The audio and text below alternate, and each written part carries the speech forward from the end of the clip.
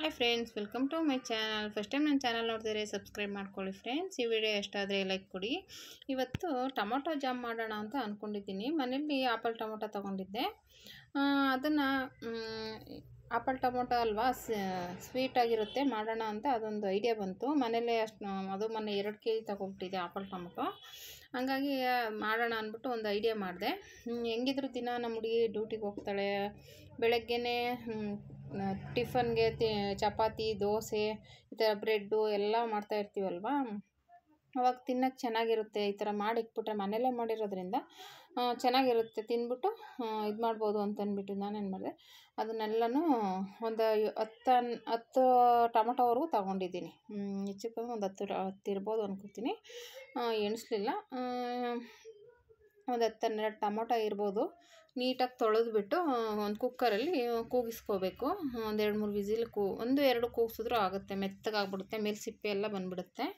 ನಾನಿಲ್ಲಿ ಒಂದು 10-12 ತೊಗೊಂಡಿದ್ದೀನಿ. ತೊಗೊಂಬಿಟ್ಟು ಅದನ್ನ ಕುಕ್ಕರಲ್ಲಿ ಕೂಗಿಸ್ಕೋಬೇಕು. ನೀಟಾಗಿ ತೊಳೆದಿದ್ದೀನಿ. ಕುಕ್ಕರ್ಲ್ಲಿ ಹಾಕ್ಬಿಟ್ಟು ಸ್ವಲ್ಪ ನೀರು ಹಾಕ್ಬಿಟ್ಟು ಒಂದು 2-3 ವಿಸಿಲ್ ಕೂಗಿಸ್ಕೊಂಡು ಆಮೇಲೆ ಅದು ಸಿಪ್ಪೆ ಎಲ್ಲ ಬಿಟ್ಕೊಳ್ಳುತ್ತೆ. ಅದು ಸಿಪ್ಪೆ ಎಲ್ಲ ಕೂಗಿಸಿದ್ಮೇಲೆ ಬಿಟ್ಕೊಳ್ಳುತ್ತೆ. ಇದಕ್ಕೆ ಇನ್ನೇನು ಜಾಸ್ತಿ ಏನು ಬೇಕಾಗಿಲ್ಲ. ಏಲಕ್ಕಿಕಾಯಿ, ಸಕ್ಕರೆ ಅಷ್ಟೇ. ಇದು ಸಕ್ಕರೆ ಎಷ್ಟು ಬೇಕು ಅಂತ ನಾನು ಆಮೇಲೆ ಹೇಳ್ತೀನಿ. ಯಾಕೆಂದರೆ ಇದನ್ನು ರೆಡಿ ಮಾಡ್ಕೊಂಡಾದ್ಮೇಲೆ ಅದೆಷ್ಟು ತೊಗೋತೀವೋ ಅದರಲ್ಲಿ ಅರ್ಧ ತೊಗೊಂಡ್ರೆ ಸಾಕು. ಹುಳಿ ಟೊಮೊಟೊ ಆದರೆ 2 ತೊಗೋಬೇಕು. ಇವಾಗ 3 ಲೋಟ ಇದ್ದರೆ 2 ಲೋಟ. ಇದು ಸ್ವೀಟ್ ಟೊಮೊಟೊ ಆಗಿರೋದ್ರಿಂದ 1.5 ಲೋಟ ಆದರೆ ಸಾಕು. ಜಾಮ್ ಟೊಮೊಟೊ ಅಂತಾರೆ ಇದನ್ನು, ಆಪಲ್ ಟೊಮೊಟೊ, ಜಾಮ್ ಟೊಮೊಟೊ ಅಂತೆಲ್ಲ ಕರೀತಾರೆ. ಹಾಗಾಗಿ ಈ ಟೊಮೊಟೊ ಇವಾಗ ನಾನು ಕುಕ್ಕರಲ್ಲಿ ಇಟ್ಬಿಟ್ಟು ಸ್ಟವ್ ಅಂಟಿಸ್ಬಿಟ್ಟು ವಿಸಿಲ್ ಹಾಕ್ತಾಯಿದ್ದೀನಿ.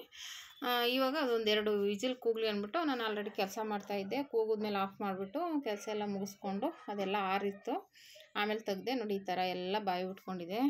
ಇವಾಗ ಇದನ್ನೆಲ್ಲ ನೀಟಾಗಿ ತೆಗೆದುಬಿಟ್ಟು ನೀರೆಲ್ಲ ಸೋಸ್ಕೊಂಡೇ ತೊಗೋಬೇಕು, ನೀರೆಲ್ಲ ತೊಗೋಬಾರ್ದು.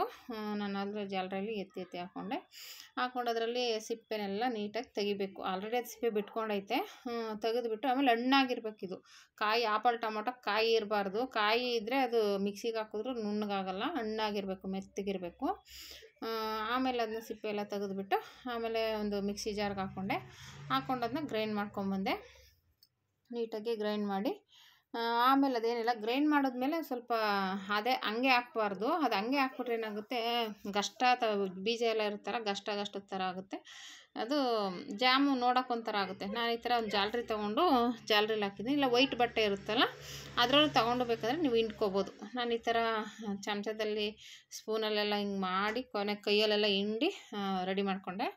ಯಾಕೆಂದರೆ ಅದು ನೀರು ಮಾತ್ರ ತೊಗೋಬೇಕು ನಮಗೆ. ಮೇಲ್ಗಡೆ ಗಷ್ಟ ಎಲ್ಲ ಬೇಕಾದ್ರೆ ಸಾಂಬಾರ್ಗೆ ಹಾಕ್ಕೋಬೋದು, ಅದೇನು ವೇಸ್ಟ್ ಏನಾಗಲ್ಲ. ಅದನ್ನು ನಾನು ಮೊಳಕೆ ಕಾಳು ಸಾಂಬಾರು ಮಾಡಿದೆ, ಅದಕ್ಕೆ ಹಾಕಿದೆ.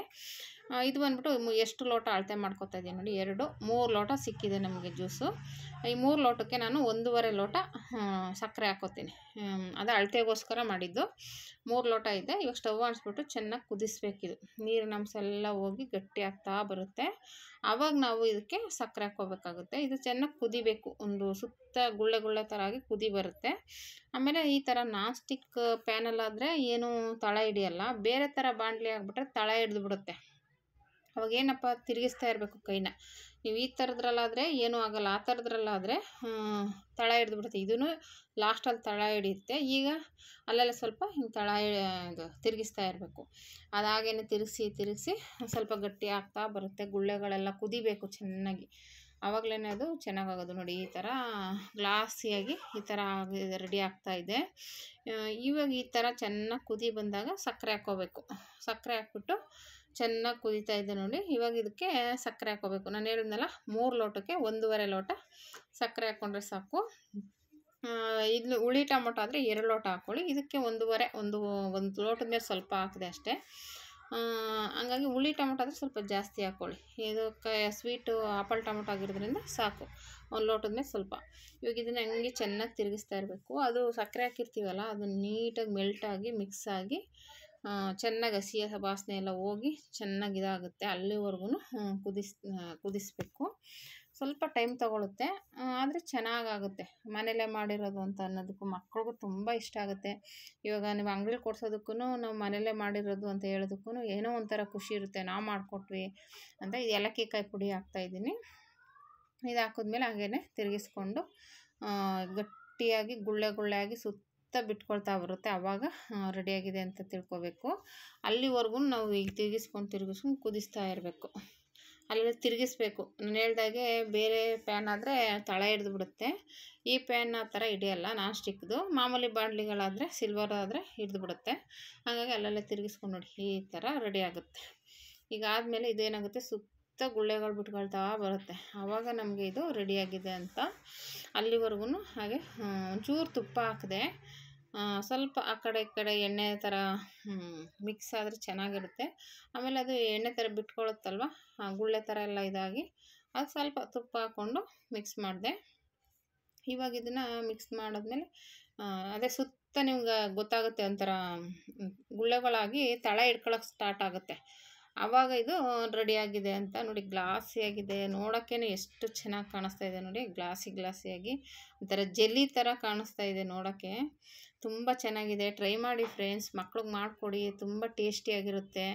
Thank you for watching friends.